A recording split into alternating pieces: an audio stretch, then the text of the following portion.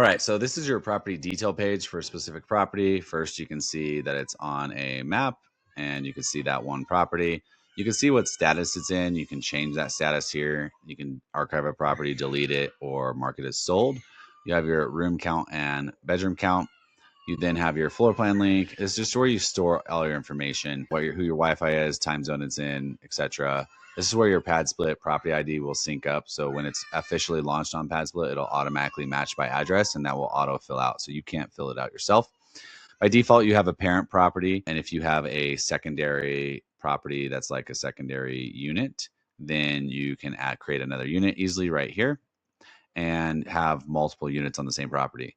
This is important for when it comes to the financial pages because your mortgage is likely one mortgage across all units, and so that's why you have to tie them together. But each property could have its own Wi-Fi and floor plan and all the other details. So that's just kind of a quick note. Right here is where you have your property group that you have it selected so that when you filter by property groups, these properties will show up. Down below is some AI insights that are in some of our future beta stuff that I can't show you now, but that's pretty cool. And then from here, you have all of the different areas throughout the system. So a lot of these are going to jump you to other places. And so we won't jump too much to those, but like members, administrators, financials, maintenance, supplies, furnishings, and trash really just takes you to that area within the application and already has the filter of this property put in. So we won't spend any time on those. We will spend time on everything that's unique. So things that are unique. Rooms. So rooms are where all your room details are. So this is where you have your different bathrooms, your different bedrooms, what type they are. These are all vacant because this property is still in launch status.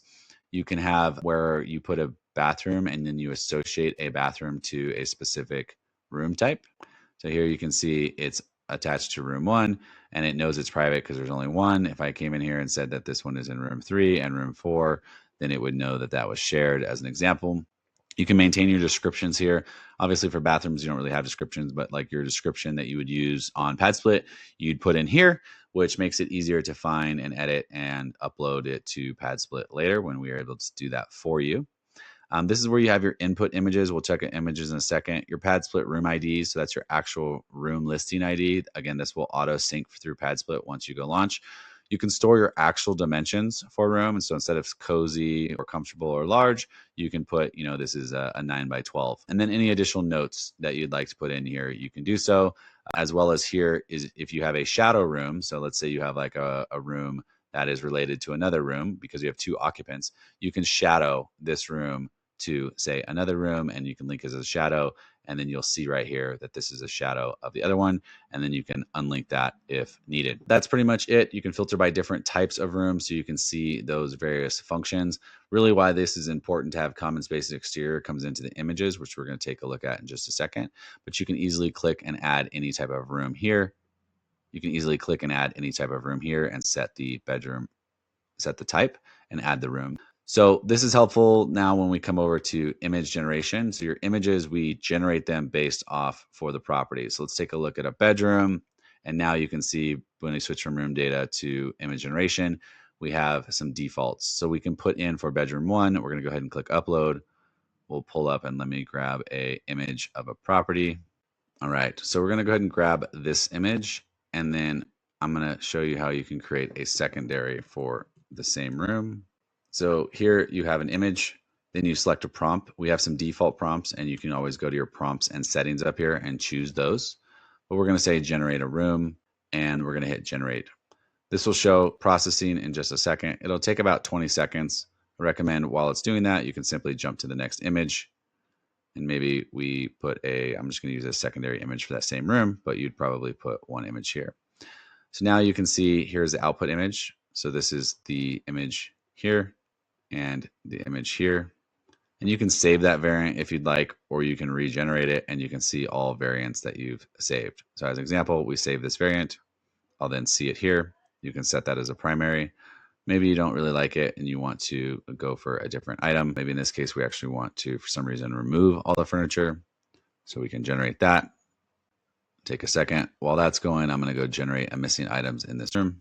And again, a lot of these are defaults. So if you look up at prompts, you can see these are the prompts we have. Within your settings, these are just your aspect ratios for your outputs. Again, everywhere there is a guide and you can put in your own prompts. you can duplicate one and create a copy and then edit that accordingly and then change any instructions here to get a different type of output. So you can delete those, but these are just all the ones that we give you by default. All right, so here we can see this was removal of all the furniture. So this is one, maybe we wanted that for some reason. We can save that as a variant, and then we can see the 2 different variants for this particular room and set this one as the primary. Here's the other one where we outputted some additional information, a nice put Landman on the TV. Always like that show. That was kind of your before and your after. Kind of just spruces it up, makes it more inviting. You can then save these again and use these in your listings. That's pretty much it from here with rooms. Jump over to knowledge base. So in this knowledge base, this is a knowledge base about this property. So you can simply click edit from here and puts in all this information, and you can then fill in all your details. This is important whether your team refers back to this knowledge base or you use when you're setting up messaging rules, you have the AI look at the property level and it will use this knowledge base from the property as well as the knowledge base from your business, which is over here in the menu item. And between the two of those, we'll draft responses for members. Next, we can go ahead and go to documents. So documents is going to be anywhere that you uploaded documents for this property, where that was invoices, bids, financials, contracts, everything that gets uploaded that gets tagged to this property throughout the system. This is kind of a repository. Think of it as a built-in Google Drive type box where you can easily find everything for a property. The reason this is also extra valuable is that if you ever sell the property to someone else, and they are also a PadPulse user, they can maintain a lot of these different documents like surveys, etc. And you'll be able to pick and choose, obviously, what you would pass on to them if there were certain things that you were private.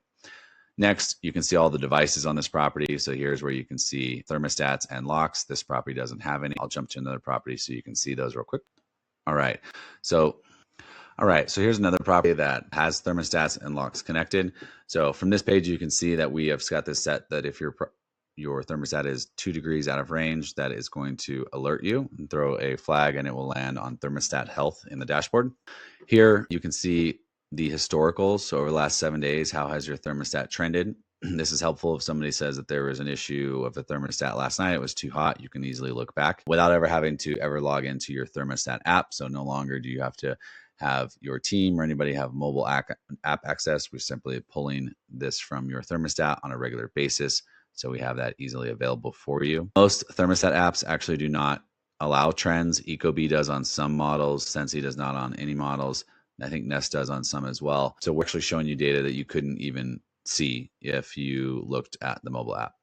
Additionally, on your locks, you can see all of your locks that are on the property. And this is just a high level view of which locks are connected and which ones might be disconnected from the gateways. There's a much better area over here underneath the devices, which falls under here, and then your overview. So that's where I suggest looking to see more details about locks specifically. Appliances is a secondary section where you'll add your appliances. So you'll track your make, your model, your serial number, when you bought it, how long your warranty is, and it will calculate how long and when that is going to expire. You can then include any warranty claim information. Any of this is optional. So if you have to come back and file a warranty later, your team member or yourself could come in and add that. Where you bought it from, order link, photos are super helpful to have to show which item it is, where it's located, etc. And then you might put a note about it's located in the front kitchen or just off the front door, things like that, depending on what it was. So you can add your appliances. It's important to add appliances because then later when you get to tasks, you can have a task such as a leaky washer that you associate to an appliance so that you can then see how many tickets are to appliance. Let me add one real quick. All right, so here you can see that I've added an appliance. You can quickly see how many tickets will be related to that when you've associated tickets. When you click a category of appliances and it'll let you pick appliances. It will only show you appliances within tasks based on the property that you're on. So if you're not seeing appliances there, make sure you're on the right property and that your appliances are in fact added here under property details for appliances. From here, we're going to go ahead and jump and see how members look. Okay, when you've seen here, you can see all the members that are at a specific property. You can see what rooms they are. There'll be a flag if there's like a duplicate, which might alert you to that there's somebody who's not cleared out of a room, or there's potentially two people in a room that are not shadowed. The rooms are not appropriately shadowed yet. You can see their status, their payment status, ratings, late fees, move-in date, and their tenure. So this shows you the tenure of who's been there and how long they've been there, and you can kind of sort by that. And then any move-out dates you'd see. Currently, I'm showing archive members, so you can click to see that. And so here you can see when there is inquiries. So when you come through your direct booking webpage from in marketing down under operations, that's where you will get inquiries that will land like this. And they're just simply inquiries if you had a property that was not managed on PadSplit. Okay, here there's also, we'll come back to members in a separate video. So you can jump back, you can easily go to maintenance. It's filtered by this property. In this case, there isn't any maintenance that's happened on this property. So we can kind of go back. Okay, so if I click on supplies, similarly, it'll take you here and it's already filtered by this specific property. Watch the explainer video in supplies to learn more about that. And that's pretty much how the rest of these work. Nothing uniquely different that you wouldn't be better off watching the explainer video on that section. Thanks for your time. Bye.